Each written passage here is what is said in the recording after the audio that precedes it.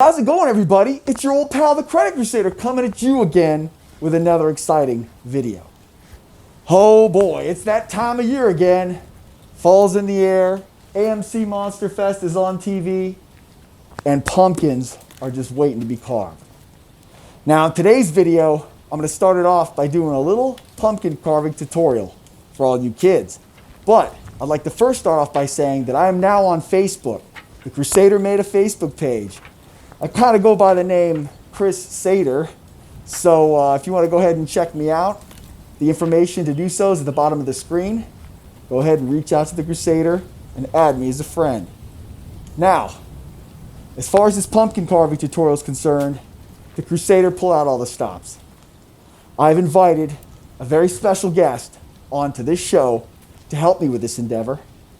I'd like everyone to give it up for the Credit Demon, aka Credit Militia. Give it up, Credit Militia. All right, boy, glad to have you. All right, so did you bring the items I told you to bring? The picture of what we're using and also a utensil. All right, we got a picture. This is what we're putting on the pumpkin? You gotta be kidding me. Are you still mad at this guy? Oh my God. All right, well, I guess we don't have any other pictures, so I guess this is what we're using. I'll go ahead and put these thumbnails here. Damn. All right, well, man, I'd love to see you get your videos back up, you know? I mean, they really were entertaining. You know, you definitely had a good energy. Sad it didn't keep going with it. All right, so let's see, the utensil you brought, did you bring that? Oh, okay, we got a machete, that works, I guess. So I guess now all that's left is we'll go ahead and let you do the honors. I guess we'll start with the eyes or something, just to kind of get, you know. Oh, geez. All right. I mean, dude, what the hell are you? All right.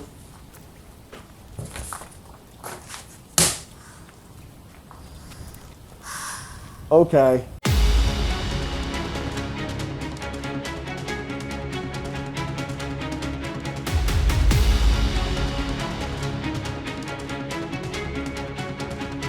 Man, I can't believe he did that. It's like, geez, you know, I went on YouTube and they're telling me if I want to grow my channel, I got to collaborate with other YouTubers. And it's like, you know, I thought it would be a good idea. Yeah, I got to just screen these people better, I guess.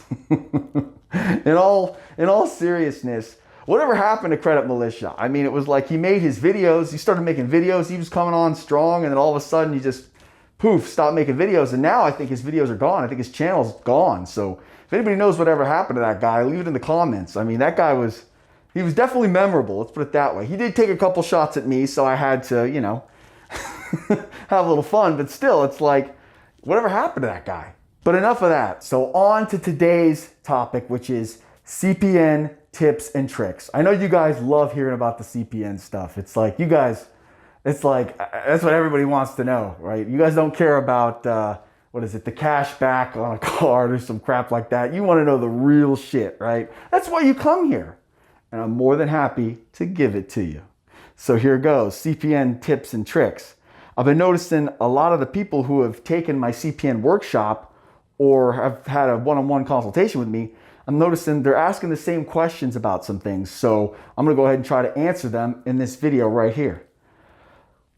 Here's one of the number one mistake I see people doing is when it comes to a telephone for their CPN, a telephone number, they go with like Google Voice or some digital bullshit or some side number. That shit's not gonna fly. You gotta get a phone, all right? You gotta get a real phone number, one that has no association to you. What works? Let's see. You could go and get a Verizon plan. You could get a Sprint plan if it's a phone, if the CPN is something that you're going to plan on actually using the phone. But if you just want to keep the phone you got and you just want to, you know, build the CPN on the side, I'm going to show you the best solution for this. And it's this right here. Track phone. I've said this before. These are great. It's like $30 for this. You get, you can sign up for a plan that's under $100 and you get 365 days of service. Now, why is that important? I'm going to tell you. Because it's very important that you keep the phone number the same as far as your CPN. You don't want to keep changing your phone number because that causes problems out the ass. First of all, when the CPN is created, you're gonna have to enter a bunch of stuff into public records. Well, wouldn't that suck if you spent all this time entering things into public records with that number, and then now you have to change the phone number again. So now you got to go and do it all over again because the public records aren't going to match up because it's a different phone. So get one phone number and keep it, all right? Don't keep changing your damn phone number. It's throwing a monkey wrench in the whole thing, all right?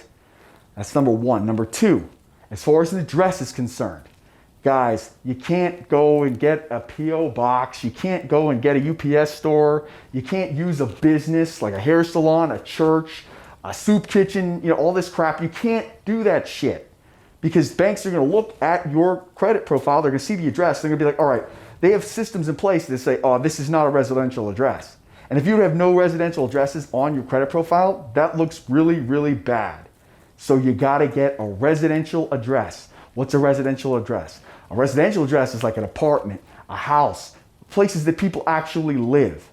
So, as far as getting that is concerned, it's got to be an address that has no association to you, same as the phone number. So, friends, family members, that'd be the first place I'd look as far as, hey, can I get mail sent here? I mean, that's all you got to say, and then just start doing it. Whatever place you do get, it can't be a place where you've got to present your ID and say, all right, this is me, because a lot of places will ask for that. Like if you try to rent an apartment, you got to whip out your ID, and then that's gonna tie it to you. Because when you go to like rent a place, they enter that into public records. That's why you get a bunch of mail from a bunch of people right when you move to a certain place, because they entered that in public records. So what you need to do is whatever you do, you got to do it on the down low, because that's the only way around this. And I know a lot of people are like, oh, well, that's hard. My friends, I don't have any friends, or my family members, they won't let me do it or whatever. Yeah, well, you know what? This is hard. This is why they use this to validate you, is because it is hard. You can't just go do this real easy. You gotta get creative and finagle things. That's why they do it the way they do it. So you just gotta get creative. That's the best advice I can give you. Also, I'm noticing people that are like, hey, yeah, I want to get the CPN, but then can I just not put any, AUs on it and just try to get stuff? No, you got to put an AU on there. It's got to be at least 6 months old. You can't try to be cheap and skip steps, because it's going to hinder you big time. I mean, it's like if you're going to do this, you got to be all in. You can't just half-ass it, because it's not going to do anything. I mean, why even go through the trouble if you're not going to go and, do this thing the right way? You got to have an AU on there that's at least 6 months old in order to give the credit profile a score. You got to have a score. It doesn't have to be a really high score. It's only got to be 6 months old. You don't have to have a big limit. It could be like a $200 limit. Hell, you could have a $200 secured card that's 6 months old. That'll do it. It's just got to have just enough to give you a score. After that posts, then you go to self-lender and kick off credit and try to get a secured card with the CPN. Don't do that beforehand, because they'll either deny you, or they'll say, oh, we need documents, or they're going to give you pushback because there's nothing on the credit profile.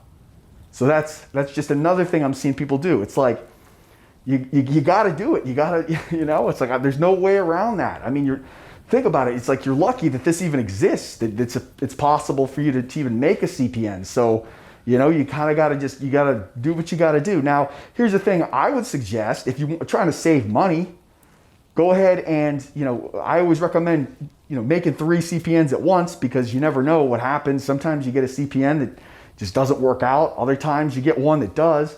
Your chances are pretty good if you make 3.